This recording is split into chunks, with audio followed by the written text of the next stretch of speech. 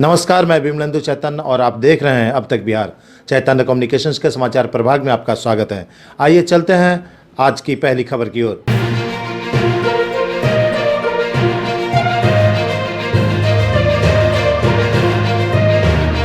मैं विमलेंदु चैतन्य मुक्तिधाम गया जी से आपका स्वागत करता हूं।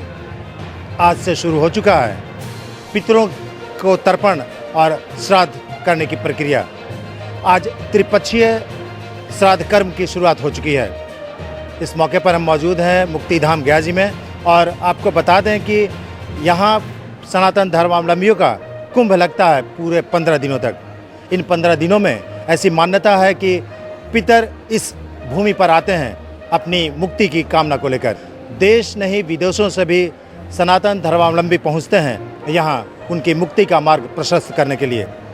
तो चलिए आपको दिखाते हैं कि गया जी में क्या माहौल है और कैसे लोग यहाँ पहुँच रहे हैं। वैसे तो देश विदेश से लोग पहुँच चुके हैं 15 दिनों तक चलने वाले इस मेले में। सबसे पहले आपको हम बता दें कि त्रिपक्षीय श्राद्ध की आज शुरुआत है।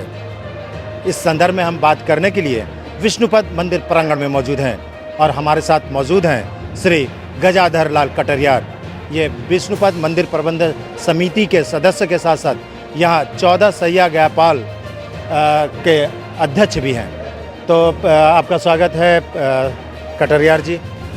क्या है ये त्रिपक्षीय श्राद्ध? सबसे पहले ये बताइए। देखिए, त्रिपक्षीय श्राद्ध की परंपरा शास्त्रों में बहुत पूर्व से ही चली आ रही है। आज तक उस परंपरा को लोग निर्वाह भी कर रहे हैं। आज जैसे कि हमारे राजस्थान से, हरियाणा से और कई राज्यों से लोग यहाँ पहुँच चुके हैं, जो आज जैसे कि सर्वप्रथम पुनः जिसे हम लोग बोलते हैं, वहाँ से ये श्राद्ध की शुरुआत हो चुकी है।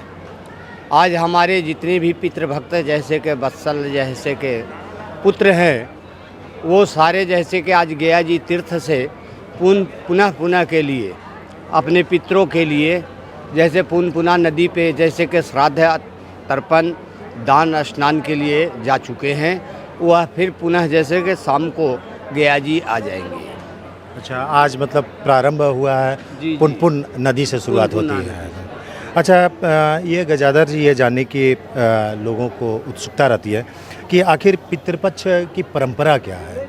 देखिए, पितृपक्ष एक ऐसा जैसे पक्ष है कि अपने लिए तो हमारे भारतवर्ष में जब हम सशरीर हैं तो इसके लिए हमारे लिए बहुत सारे तीर्थ जैसे कि गया जी में हैं और उन तीर्थों में सबका जैसे स्थान अलग अलग है।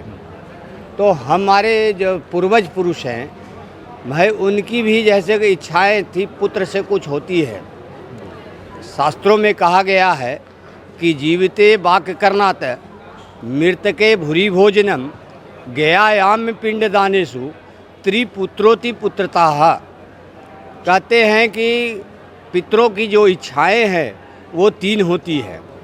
सर्वप्रथम होती है उनकी इच्छाएं कि मेरा जीवन हो तो मेरा पुत्र मेरे जीवन काल में मेरे बचनों का पालन करे। दूसरा होता है कि हमारा शरीर जब शांत हो जाए इस धरती पर तो हमारे पुत्र जैसे कि हमारे जो गांव घर मोहल्ला टोला हैं, ब्राह्मण वगैरह हैं, उनको उनके जैसे ब्राह्मी करने के बाद में उनका भोजन वगैरह जैसे कि भाई उनसे आशीर्वाद लेना, ये दूसरा कर्तव्य बताया गया।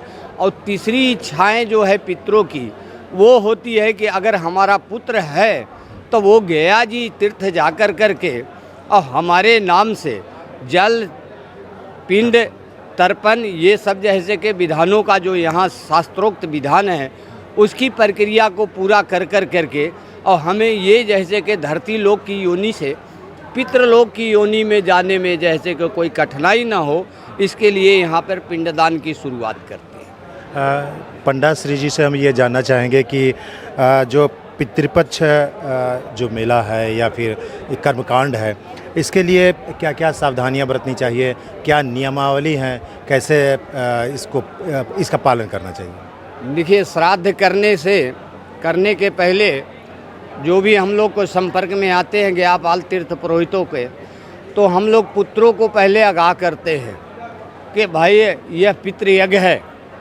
जैसे हमारे के यहाँ देव यज्ञ हैं, वैसे ही इनको बतलाया गया है जैसे पितृयज्ञ। तो पितृयज्ञ में बहुत सारी सावधानियाँ की आवश्यकता पड़ती है। तो जब आज नेट के माध्यम से फ़ोन के द्वारा हमारे जैसे कि जो पितृ प्रेमी जैसे कि भाई है पुत्र, हाँ, उनको जैसे हिदायत हम लोग करते हैं, कुछ नियमों के बारे में पूछते हैं कि क्या नियम है महाराज।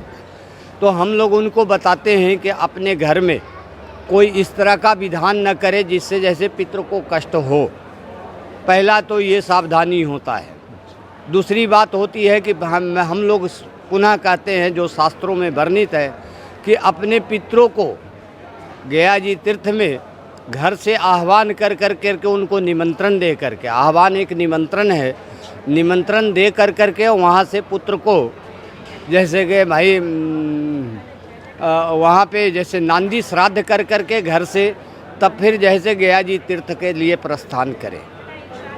और रास्ते में अगर कोई अन्य तीर्थ भी पड़ते हैं तो उनको जैसे भी श्रद्धा सुमन अपना अर्पण करते हुए गया जी तीर्थ को आए। मतलब पूरी श्रद्धा के साथ श्राद्ध करने के लिए यहाँ तक सफ़र तय की जाती है।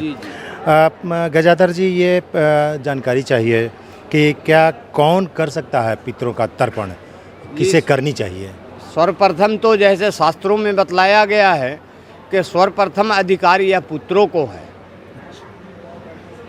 इस अधिकार जैसे सर्वप्रथम पुत्रों को दिया गया है। बाद में सीता माता ने जैसे आकर करके इस परंपरा में अपनी सहभागिता को जैसे उपस्थिति दर्ज करा करके और स्त्री को भी जैसे कि करने का अधिकार दिया गया है। अच्छा, मतलब स्त्री भी कर सकती है? स्त्री भी कर सकती है। अपने पिता, दादा, परदादा, अपनी माँ बाप जैसे जो भी जाए सगे सगी बंधु बांधव जो भी है उनके नाम से वो श्राद्ध कर सकते हैं। शुक्रिया। हम अभी बात कर रहे थे श्री गयापाल तीर्थ वृत्ति सुधारणी सभा के इलाके 14 सैया के अध्यक्ष हैं श्री गजाधर लाल कटरिया।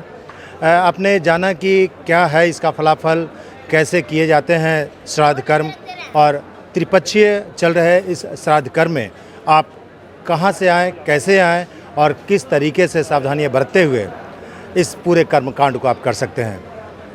तो हम यहीं विराम लेंगे, लेकिन आपको बता दें कि मुक्ति धाम गया जी में पितरों का मेला लग चुका है। पितरों के लिए, मुक्ति के लिए, उनके मार्ग प्रशस्त करने के लिए लोग यहाँ पहुँचने लगे हैं। देश विदेश से लोग यहाँ आते हैं। आपको बता दें कि न सिर्फ हिंदू धर्मावलंबी बल्कि सनातन धर्म को मानने वाले देश विदेश में बाहर रहने वाले कई विदेशों के लोग भी इस कर्मकांड को करते हैं और अपने पूर्वजों की मुक्ति की कामना को लेकर फल की प्राप्ति भी करते हैं।